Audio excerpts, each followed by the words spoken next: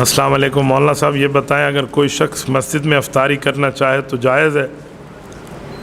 तो मस्जिद में अफ्तारी कर सकता है, मोतकिफ़ भी कर सकता है, गैर मोतकिफ़ भी कर सकता है। मस्जिद में बैठ जाएं ताकि मस्जिद के माहौल में रहें, उसमें एतकाफ़ की नीयत कर लें, थोड़े से वक़्त के लिए अगरचे क्यों ना बैठें, एतकाफ़ की नीयत कर लें, जायज़ है। हालत एतकाफ़ ना हो फिर भी अफ्तारी, जी हाँ, हालत एतकाफ़ ना हो फिर भी आप अफ्तारी कर सकते हैं। मुसलमान को पैकेज है, वो रमज़ान हो या गैर रमज़ान हो, जब भी मस्जिद में आए और कहे या अल्लाह जितने वक्त मस्जिद में हो मेरी नीयत है नफली एतकाफ़ की, तो उसके लिए तो फिर जायज़ है, कोई मसला नहीं है। एतकाफ़ का एतकाफ़ हो जाएगा, अफ्तारी की अफ्तारी हो जानी है। और इसमें एक फ़ायदा ये भी है कि तकबीर उला भी नहीं रहेगी ना मगरिब की नमाज़ की, तो बेहतर बात है। हमारे एक दोस्त हैं, वो मुझे कहते हैं कि सहरी के बाद हमारी सुबह की नमाज़ थोड़ी सी लेट है, तो मैं एतकाफ़ की नीयत करके मस्जिद चला जाता हूँ, चाहे लेट जाऊँ, ताकि सुबह की नमाज़ नहीं निकल जाए। घर में सो जाऊँगा तो नमाज ही गई तो रोज़ ही गया, तो इससे बेहतर है वहाँ चला जाऊँ। अफ्तारी के बाद कितनी देर तक मगरिब की नमाज़ का इंतज़ार की जा सकता है? 10 मिनट, 15 मिनट, 20 मिनट?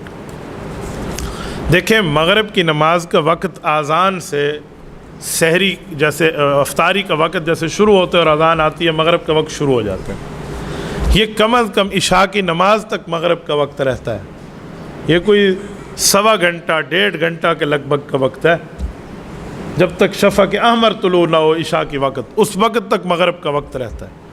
लेकिन बेहतर है आप जल्दी पढ़ लें, इसलिए उलमा फ़ौरन पढ़ लेते हैं कि इसमें देर नहीं करनी चाहिए। रमज़ान मुबारक में चूँकि अफ्तारी का वक्त होता है, तो अगर इस दौरान फ़ौरन आप अफ्तारी में आप इतना ज़्यादा कुछ खाएँ पिया नहीं, नमाज में आ जाएँ, तो वो खुशू खुजू तो नहीं रहेगा ना। बंदा रकात में ठहरा होगा, हाय मेरी फ़लानी शय रह गई है, तो फिर वो अल्लाह के सामने ठहरने का फ़ायदा। इसलिए उलमा कहते हैं बेहतर है आप कुछ खा के आए, कोई 15-20 मिनट दे दे बंदा। ये नहीं है कि किसी ने बस वो नमक चखा और अल्लाह अकबर कर ले। हमारे एक दोस्त कह रहे थे, वाह आजकल तुम लोग 15-15 मिनट बैठे रहते हो, तुम कोई सूफ़ी हो? हमारे बुज़ुर्ग थे, नमक खाते थे, अल्लाह अकबर। मैंने कहा बाबा वो भी ठीक था, ये भी ठीक है, लोगों की तबीयतों का मामला। रायमंड वालों से बढ़ के और कौन सो सूफ़ी होगा। मैंने रायमंड में वक्त गुजारा है, मैं वहाँ जानता भी हूँ, देखा भी है। 20 मिनट तो वो मगरिब की नमाज के बाद देते हैं और अफ्तारी के बाद नमाज के वक़्त में वक्फ़ा करते हैं, तो वो इतने अल्लाह वाले बैठे हुए हैं, हज़ारों बंदे एक वक़्त में वहाँ मौजूद होते हैं, तो उनसे बढ़ के सूफ़ी आ गया। हाँ, किसी को नहीं ख्याल आता नमाज में तो बिल्कुल ठीक है, वो नमक के साथ अफ्तारी करे या एक दाना खजूर का कहे और अल्लाह अकबर नमाज में आ जाए, कौन सा प्रॉब्लम है। लेकिन आजकल तबीयतें लोगों की कमज़ोर हैं, कुछ वक़्त देना चाहिए। इसलिए 15-20 मिनट अगर दे दिया जाए तो इस पर किसी किस्म का कोई इश्काल भी नहीं है, और ये भी नहीं है कि आपकी नमाज ज़ाया हो गई। मुफ्ती साहब, ईद के रोज़ बाद हज़रात ईद के साथ रोज़ों की मुबारक भी देते हैं, तरावी की भी देते हैं, चाँद की भी देते हैं, एतकाफ़ की भी देते हैं, ऐसी मुबारकबादें देना शरई तौर पर कैसे है? बस ऐसे लोगों ने बनाई हुई है अपनी तरफ से, चाँद मुबारक हो तो सूरज मुबारक क्यों ना हो भाई, सितारे मुबारक क्यों ना हो, ये कहाँ से आपने बना लिया चाँद मुबारक? बस उसका मतलब वो ये समझते हैं कि नया चाँद चढ़ा तो नया महीना मुबारक हो। बहरहाल ये ऐसे लोगों की बनाई हुई पट्टी है, इसको आप कोई शरीयत के लेवल पे ना देखें कि जिसने ईद मुबारक में चाँद मुबारक नहीं कहा तो उसकी ईद ही नहीं होगी। ऐसे तरतीब इन साथियों ने बनाई हुई। मेरे एक दोस्त है माशाल्लाह पख्तून है, मैंने उन्हें कहा कि आप जब भी मिलती हैं ना अस्सलाम वालेकुम, छाल दा खैर दा, इतना आप बात नहीं करते, आप वो पूरा पूछते रहते हैं नोरवाया कोर पता नहीं कैसे है, पूरी तरतीब के साथ ऐसे पूछते रहते। उन्होंने कहा उस्ताद जी हमारे यहाँ पश्तून लोगों की पूरी तरतीब है, हम मेहमान से पूरी तरतीब पूछते हैं, आपका घर बार कैसे है, घर कैसे है, बच्चे कैसे हैं, बीवी कैसी है, माहौल कैसा है। हम ऐसे ना पूछे तो हमारे यहाँ जब मशहूर होता है कि ये तो मेहमान की इज़्ज़त नहीं करते, तो उनकी एक रिवायत है, हमारे यहाँ भी आज का रिवायत बन गई। तरावियाँ मुबारक, चाँद मुबारक, वितर मुबारक हो, फजर मुबारक, ज़ोहर मुबारक, असर, इशा, जुमा, ईदैन, मगरिब, ये तो कोई नहीं कहता, अफ्तारी, सहरी। तो भाई ऐसे लोगों ने पट्टियाँ बनाई हुई हैं, इसको कोई आप शरीयत का पार्ट और शरीयत का जुज़ ना समझें। शरीयत में सिर्फ ये है कि अल्लाह पाक आपको मुबारक फर, लेकिन है ऐसी बात कि मुबारकबाद ईद की बनती उसके लिए है जिसने रमज़ान में अल्लाह को राज़ी किया। जिसने रमज़ान में कुछ भी ना किया हो तो उसको मुबारक का क्या फ़ायदा।